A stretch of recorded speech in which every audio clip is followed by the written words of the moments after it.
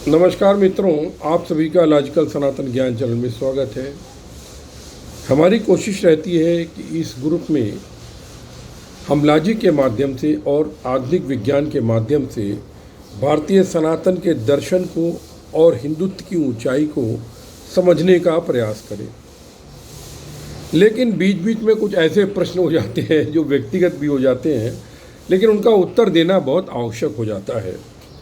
मेरे कुछ ग्रुप में, क्योंकि मेरा एक तो आत्मलोकन है योग ग्रुप है जिसके 10 भाग हैं, और दूसरा मेरे HBTI के लोगों का भी ग्रुप है, और कुछ तीसरा सनातनी लोगों का ग्रुप है। तो इसके अलावा मैं और किसी ग्रुप में नहीं हूँ। तो उसमें एक ने प्रश्न किया, विपुल जी आप तो विपुल लखनवी के नाम से कवि थे, आपने देश भर में कविताएँ पढ़ी, बड़े बड़े कवि आपको जानते हैं, आपने लेखन लिखे हैं, आपके 1000-1500 से अधिक लेख छप चुके हैं हिंदी में, आप लेखक भी हैं, आप इतने सुलझे विचार के आदमी हैं, तो आप अभी ये हिंदू हिंदू बात क्यों करने लगे, हिंदू जागरण की बात क्यों करने लगे, और आप सनातन के इतने कट्टर कैसे हो गए। तो मित्रों, आज मैं आपसे कुछ व्यक्तिगत बातें शेयर करना चाहता हूँ। मेरे परिवर्तन का कारण क्या है। मेरा जन्म तो लखनऊ में हुआ, जहाँ पर सभी मोहल्लों के नाम अमीनाबाद, कैसरबाग, हजरतगंज या गुलाम हुसैन पुल या शहादतगंज, आलम इसी तरीके के नाम हैं, लेकिन कभी ध्यान नहीं दिया किसी ने इसके ऊपर। और मेरा जो लालन पालन हुआ वो अशरफाबाद में, जो कि अशरफाबाद नवस्ते मोहल्ले में हुआ, जो कि गुलाम हुसैन पुल और काजमैन के बगल में था। ये काजमैन का क्षेत्र जो है ये शियाओं का क्षेत्र है, गुलाम हुसैन पुल के दूसरी तरफ सुन्नी लोगों का क्षेत्र है। हर साल मैं वहाँ पर दंगे देखा करता था, जब अलम निकले या ताजिया निकले उसमें दंगे हुआ करते थे। और गुलाम हुसैन पुल पर हमेशा जो है एक तरीके से मंसूर नगर की ढाल के पास वहाँ पर हमेशा पुलिस पड़ी रहती थी कि दोनों एक दूसरे को दंगा ना करें, क्योंकि बीच बीच में भी कभी कभी छुटपुट घटनाएं शिया सुन्नी के आपसी विवाद की होती रहती थी। लखनऊ में हिंदू मुस्लिम दंगा तो कभी नहीं हुआ, लेकिन शिया सुन्नी दंगा तो वहाँ का एक रेगुलर फिनोमेना था कि हर साल में 2 बार तो होना ही था। वो हम लोग छतों पर चढ़ के दूर से निकलते हुए धुएं को देखा करते थे। मेरा निवास कुछ दिनों के लिए, चूँकि किराए का मकान त्रिवेणीगंज में भी हुआ, जो कि काजमैन से सटा हुआ मोहल्ला था। वहाँ पर एक टार्च बिल्डिंग हुआ करती थी, वहाँ भी रहे कुछ दिन। तो वहाँ पर एक हमारे वकील साहब पहचान के थे, तो उन्होंने अपने बेटों को 12वीं के बाद नहीं पढ़ाया।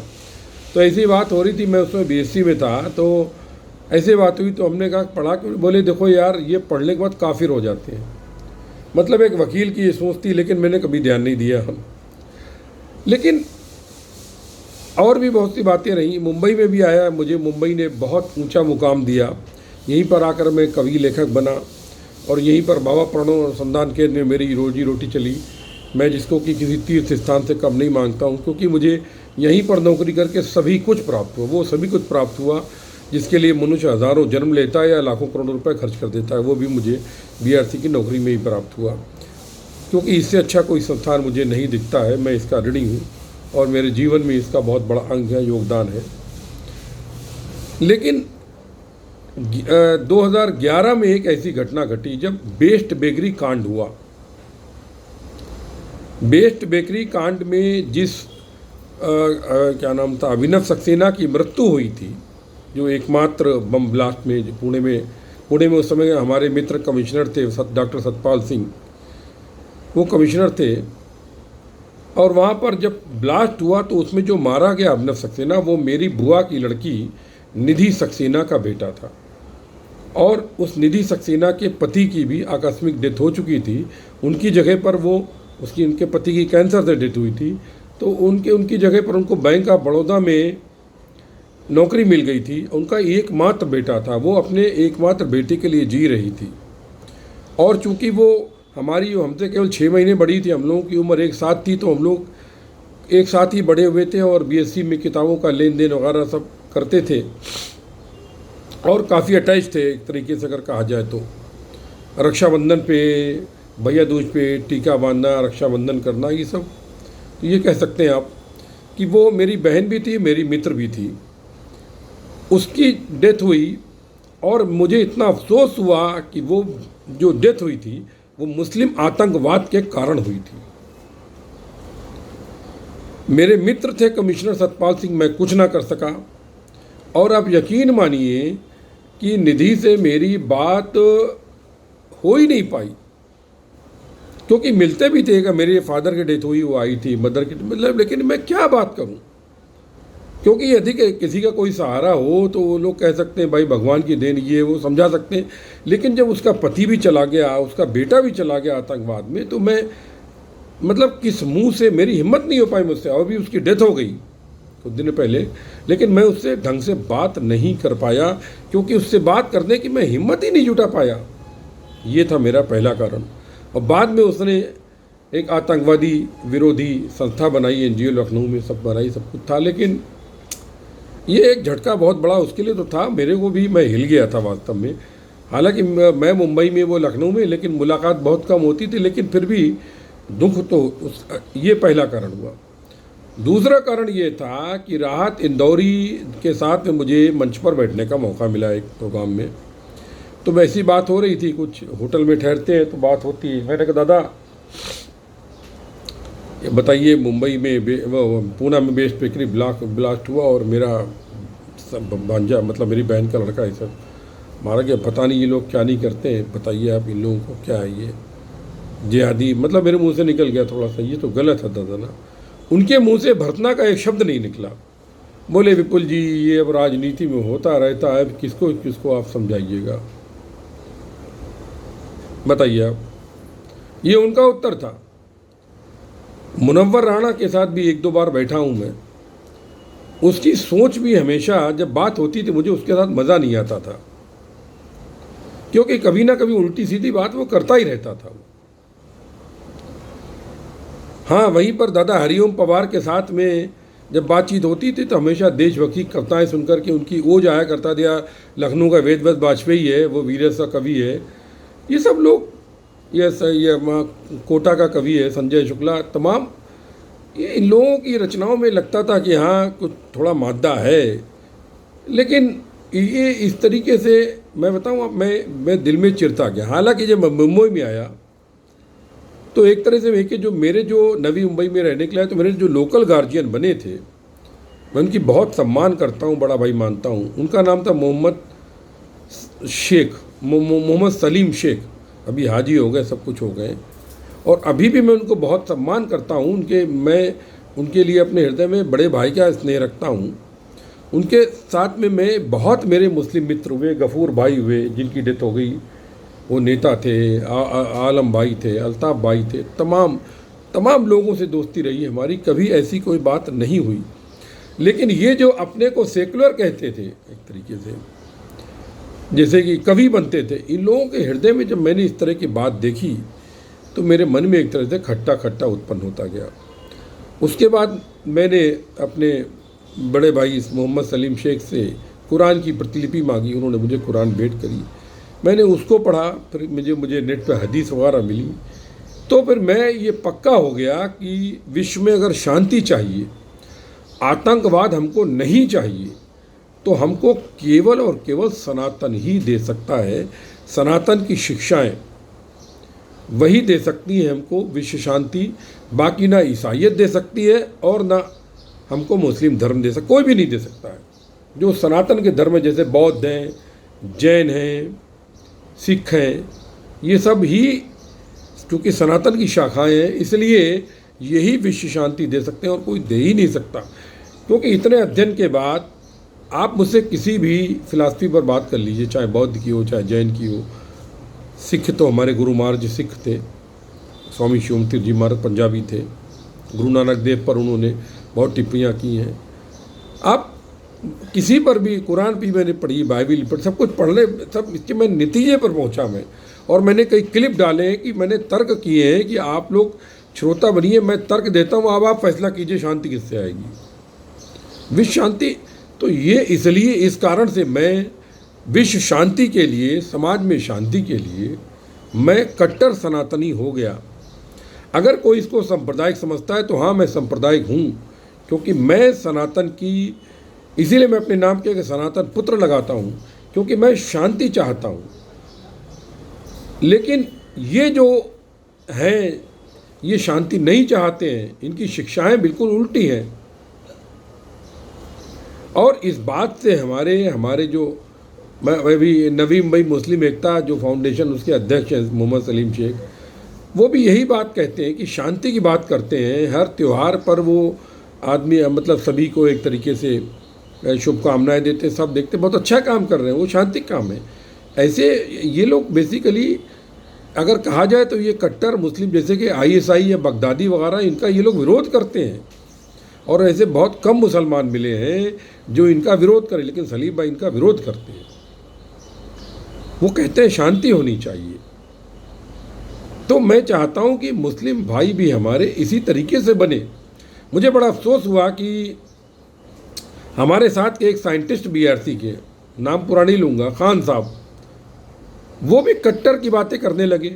उन्होंने, देखो बताऊं, जब तक मैं तुम दूसरों को नहीं जानोगे अपनी कमियां कैसे पहचानोगे। मैं तो हर व्यक्ति से बोलता हूं, नेट पर Quran.com पर कुरान दी हुई है हर भाषा में, worldproject.com पर बाइबिल के दोनों टेस्टमेंट, जो जीसस के पहले ओल्ड टेस्टमेंट, जीसस के बाद न्यू टेस्टमेंट, वो भी हर भाषा में दी हुई, पढ़ो उसको। ये दोनों पढ़ने के बाद तुम सनातन का साहित्य पढ़ो, बौद्ध पढ़ो, जैन पढ़ो, या भगवत गीता पढ़ो, या कुछ भी पढ़ो, इनके बाद पढ़ो, पहले मत पढ़ो तुम। क्योंकि इसके पहले तुम अगर पढ़ोगे तो तुम पूर्वाग्रहित हो सकते हो। सबको पढ़ोगे तो तुम्हारे अंदर तुम्हारे विचार खुलेंगे, तुम्हारा खुद चिंतन होगा कि सही क्या है, गलत क्या है। और आज जब न्याय की बात करो तो लोग सांप्रदायिकता, हमारे कुछ दलित मित्र हैं हमारे ग्रुप में, शायद दलित होंगे या पता नहीं क्रिप्टो मुस्लिम या क्रिश्चियन, मुझे पता नहीं है। वो अपना, मैंने HBTI का हरकोटियन भड़ास ग्रुप बनाया, और उसमें क्या है कि उसमें ऐसे ही हमारा, मुझे बड़ा दुख होता है कि ट्विटर पर HBTI मिनी का एक ग्रुप बना हुआ है, वो तो एंटी मोदी हो चुका है।